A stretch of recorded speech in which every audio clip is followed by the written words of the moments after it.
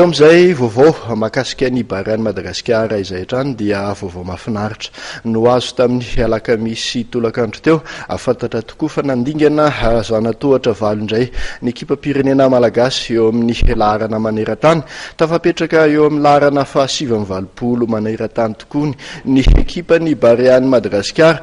Ny volana Jona lasa teo dia efa tao anatin'ny top 100, izany hoe tafiditra tao anatin'ny fa-750 ny Bariany Madagasikara. Tamin'ity volana Jolay ity indray dia tafiditra tao anatin'izany laharana fa 720 izany ity ekipam-pirenena malagasy ity.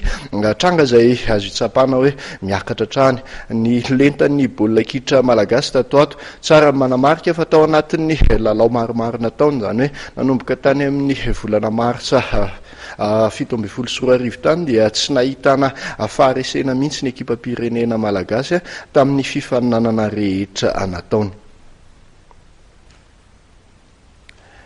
Eo amin'izay baolina kitra eo anivon'ny kontinanta afrikana izay hatrany dia ataotsy amin'Nosy Maurice ny faraiky amby 20 ka hatramin'ny 17 ny volana Jolay ho avy izao ny fifaninanana ho an'ny Sikajy lasaky ny 17 taona eo amin'ny Kosafa na koa ny Kosafa U17 ataona 17 ny alakamisy tolakandro teo ary dia nanomboka ny fanomanantena teny Karianko ireo zandrikely malagasy mandafitra izany solitena malagasy atrika ny Kosafa U17 izany.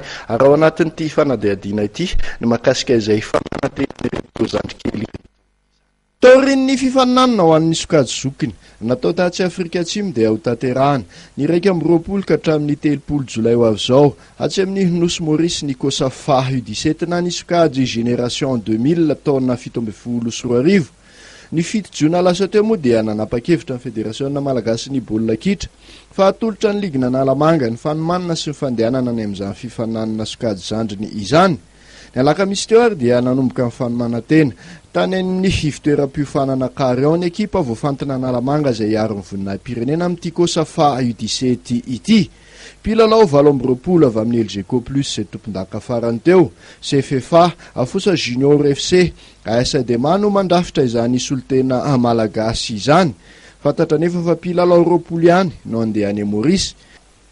Teknisianina maromaro avy eto Analamanga ny miara-misalaha amin'izany fanomanana izany dia Frank Rajonar Samba, Ivar Be Marmanga, Tony Rabarson, Yvon Coco avy amin'ny LGK Plus, Serge Naibaben, Naya ary Naval.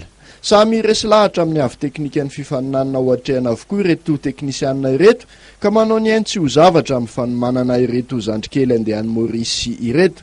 Marihana fa iray vondrona amin'ny malagasy amin'ny Kosafa U17 taona 17 io i Afrika Atsimo, Zambia ary Mozambika. Fa nambogoavana apetraky ny ligina Analamanga amin'ity fifaninanana ity ny hitady vokatra tsara ho an'ny malagasy amin'izany fifaninanana ho an'ny sokajy zandriny izany. Avy hatrany moa dia hitoy foana ny fanazarantena ho an'ireto zandrikely manomana ny Kosafa U17 ireto.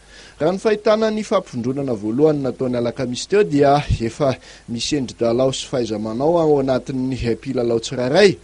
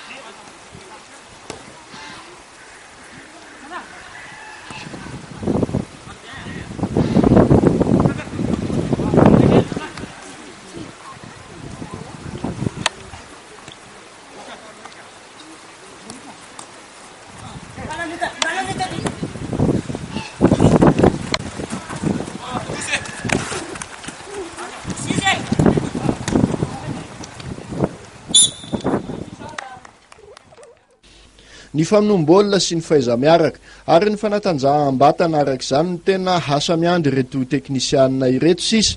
Hiara-mahalala tokoa mantsy ny hitanjaka sy ny angovo hoentin'ny mpilalao afrikanina rehefa miatrika fifaninanana tahaka itony.